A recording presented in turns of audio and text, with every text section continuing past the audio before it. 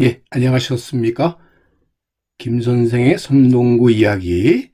오늘 이야기의 주제는 우리말을 지킨 건축왕 정세권을 다뤄보도록 하겠습니다.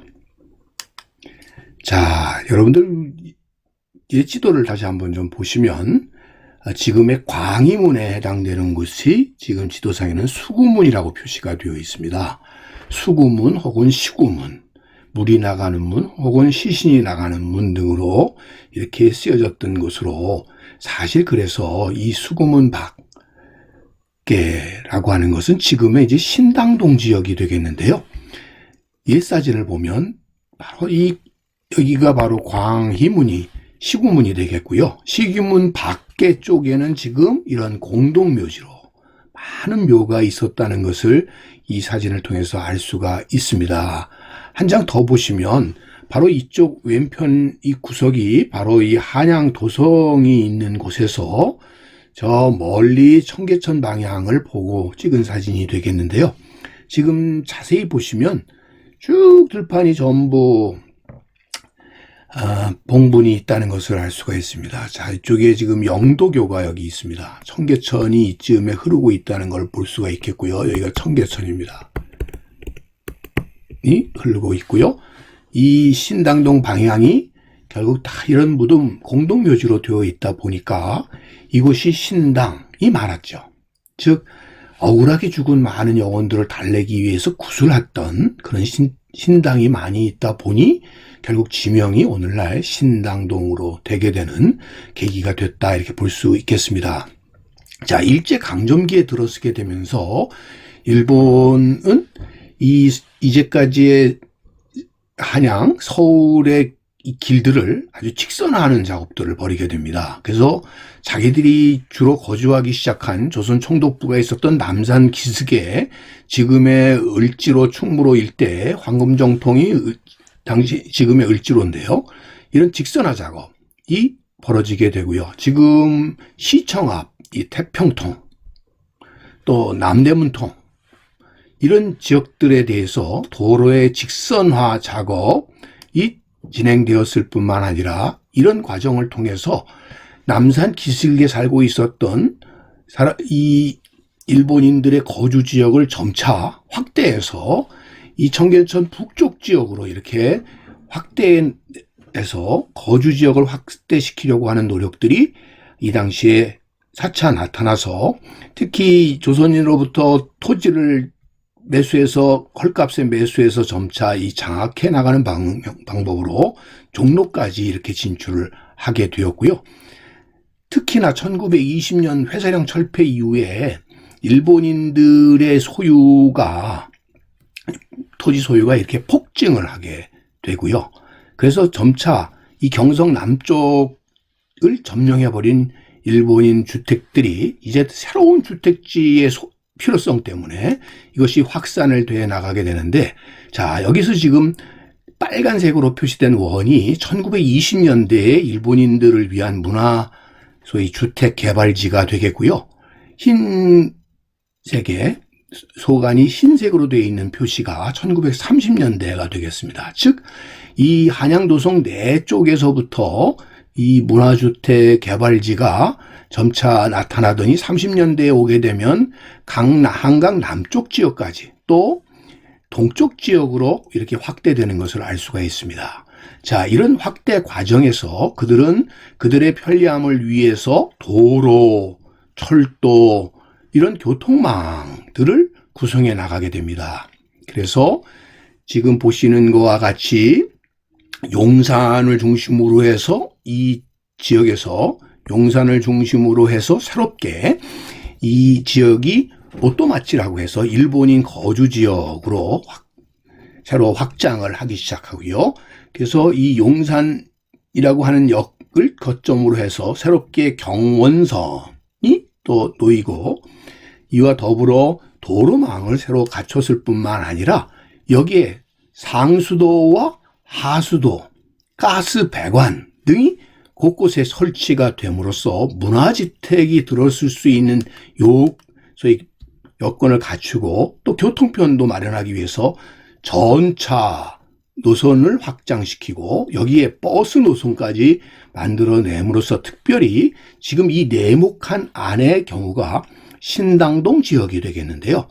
바로 이 예전에는 무덤이 있었던 이런 신당동 지역이 새로운 택지로서 개발이 되게 됨에 따라서 1940년대에 오게 되면 바로 이 지역은 일본인들이 대단위로 거주하게 되는 신당동 새로운 신흥 문화주택단지로, 특히 고급 주택단지로 이렇게 자리를 잡게 됩니다.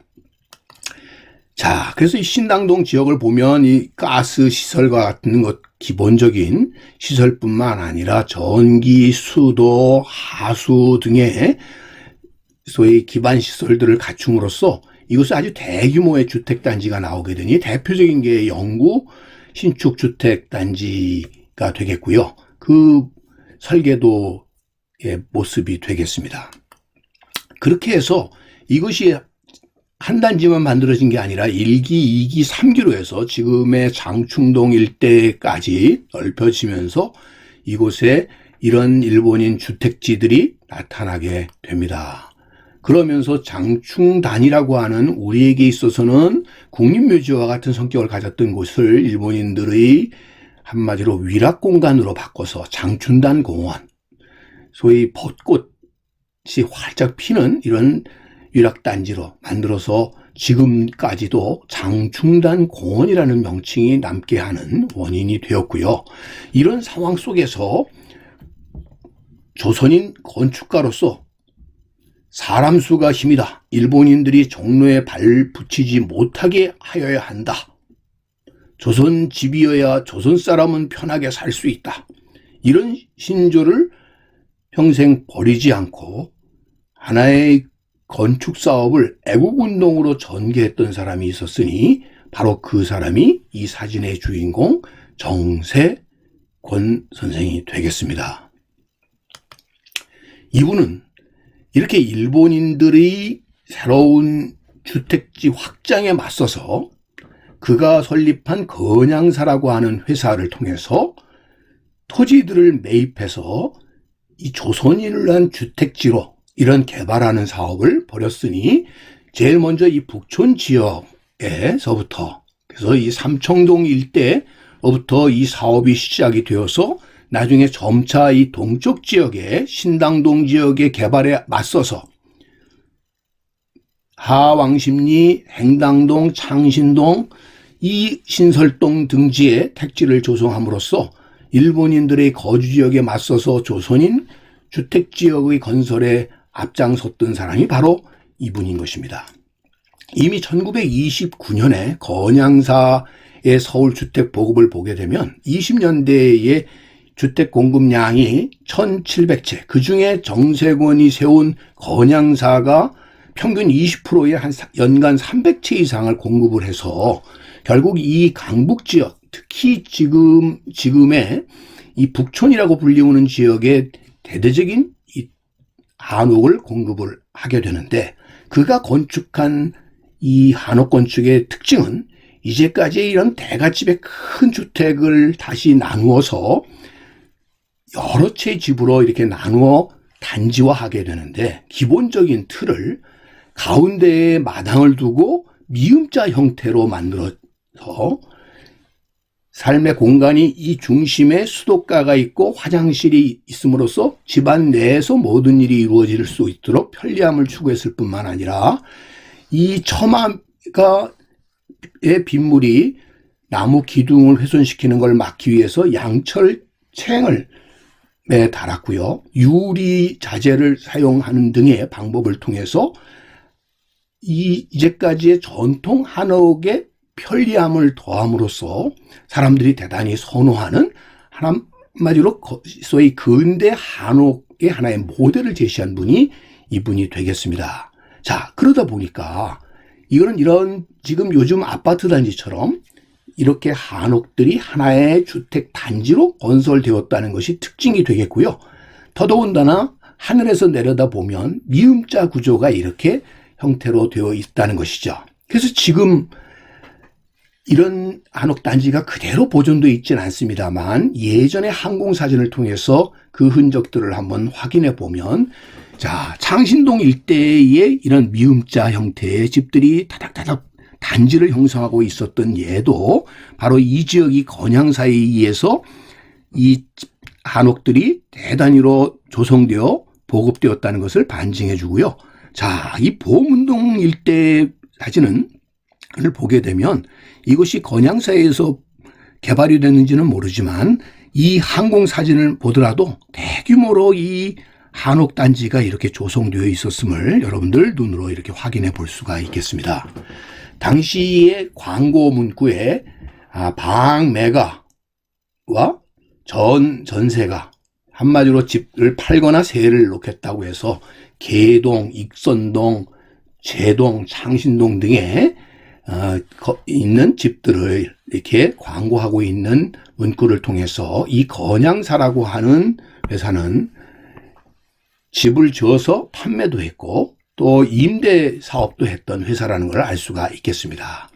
자, 북촌에 있는 가회동의 항공사진입니다. 지금 오른편 아래에서 보시는 것처럼 이렇게 다닥다닥 붙어 있는 한옥집을 하늘에서 내려다보면 바로 이런 구조로 나타나고 있는 것이죠. 자, 이건 익선동 지역이 되겠습니다. 요즘 대단히 핫한, 젊은이들이 핫한 곳으로 알려져 있는 이 종로구 익선동의 모습이 되겠고요. 자, 이렇게 된 지붕, 자, 다시 사진으로 보시면 지금 이 지붕의 형태, 또 전체적으로 미음자의 구조를 가지고 있는 것이 이 건양사 한옥주택의 특징이라고 얘기할 수 있겠습니다. 자, 이 성동구 지역에서 행당동, 하왕십리동 지역의 항공사진을 보시게 되면, 자, 이곳에서도 그 흔적을 찾아볼 수가 있는데요. 자, 보시면 지금 대체로 다 한옥들을 개량해서 이렇게 지붕의 형태들이 다 바뀌었습니다만 일부 지금 이 원안에 있는 모습에서 여러분들 옛 미음자 구조의 이 한옥을 여기서 이렇게 확인해 볼 수가 있죠. 자, 그런 면에서 이 지역도 이 건양사에 의해서 개발이 됐던 지역이라고 볼 수 있겠습니다. 자, 이런 기본적인 구조가 똑같은 집을 지은 거죠. 그래서 이거를 흔히 개량 한옥이라고도 불렀고요. 혹은 도시 한옥.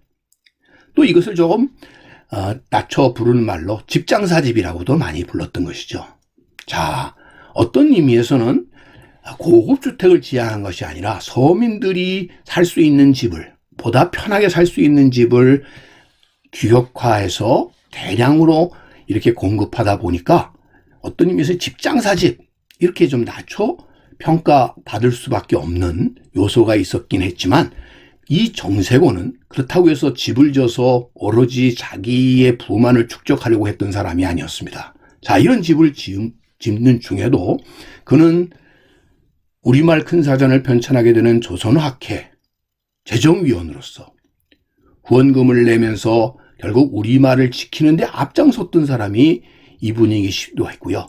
또 임시정부에 비밀 자금을 보내는 노력을 통해서 애국운동에 게으르지 않았었던 분이었습니다. 그 흔적 중에 하나가 지금 윤보선 가가 있는 그 뒷골목에 지금 조선어학회 터가 남아있어서 그 표지석이 있습니다만, 바로 이 터에 있었던 건물을 기증한 사람도 바로 정세곤이었던 것이죠. 자, 그런 의미에서 본다면 바로 이분은 민족 자본가이기도 하면서 애국운동을 벌였었던 분이라고 우리는 기억할 필요가 있는 것이죠. 해방 이후에 성동구 행당동에 이 정세곤의 일가가 거주를 했었습니다. 자, 그분은 이런 민족운동 때문에 특히 이 한글 학회 사건 이후에 실제 많은 고문을 받고 재산을 강제 몰수당하는 등 결국 그의 사업조차도 이 쇠락의 길에 빠졌었던 그의 말년은 해방 이후에 이 행당동에 거주했다가 6.25 이후에까지 왕십리에 머무르다 50년대 말에 그의 고향 경상남도 고성군 하이면 덕명리로 낙향해서 그곳에서 돌아가시게 됩니다. 자, 그런 의미에서 오늘 대한민국 서울의 전통 문화를 자랑하는 주택지역으로 얘기되고 있는 북촌을 지금처럼 한옥주택으로 지켜냈던 분이 정세권이라는 점에서 민족문화의 방파제 역할을 했던 정세권이 지금 성동구 행당동에 말년에 거주하셨다는 점을 우리는 기억할 필요가 있지 않을까 싶습니다. 그런 의미에서 그의 집터를 찾아보는 노력이 뒤따라야 되겠다는 생각을 하면서 오늘 이야기는 꽃밭을 가꾸는 김 선생과 함께 하셨습니다. 고맙습니다.